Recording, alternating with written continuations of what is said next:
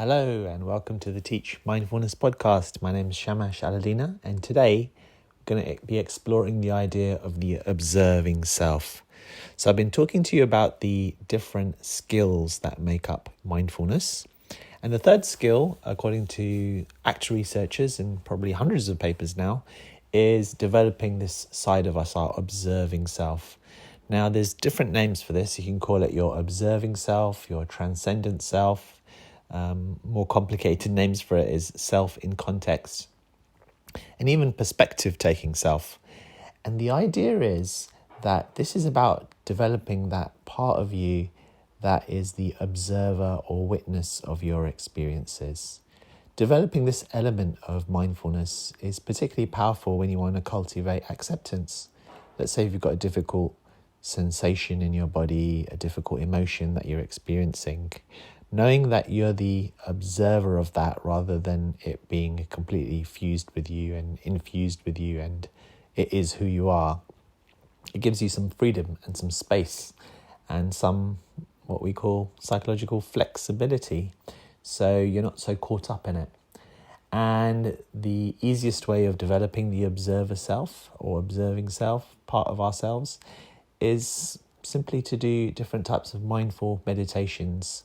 When you have this sense of observing your thoughts, observing your feelings, observing your sensations from a different perspective, a wider perspective, the perspective of awareness itself, you're developing the skill of the observing self or the transcendent self.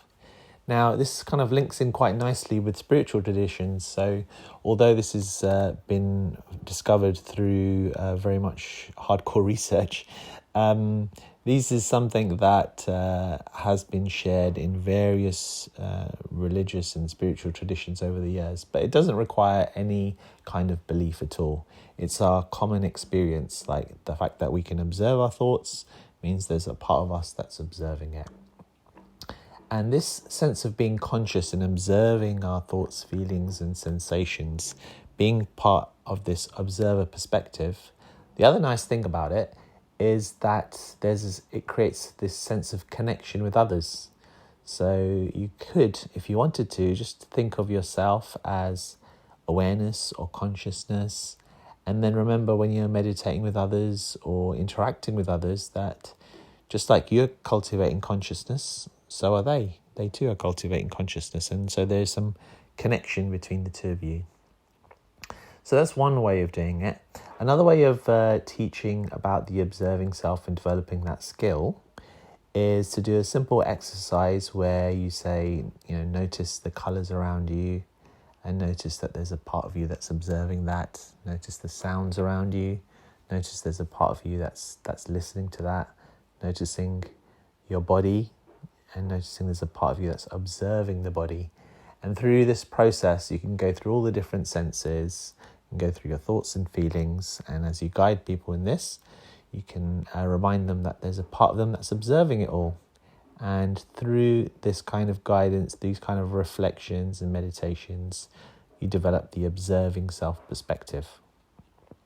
The other great thing about the observing self perspective, there's a lot here, and this is one of my favorite skills and elements of mindfulness actually.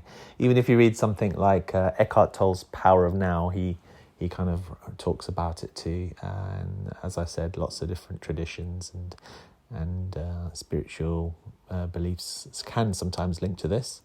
And funny enough, in Buddhism, they talk about emptiness, but in a sense, when they talk about the self and they talk about emptiness or no self, in some ways it's tuning into this quality as well.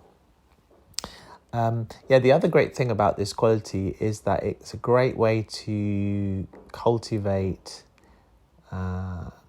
empathy and compassion, because if you can observe yourself from another perspective, you can be more compassionate towards yourself.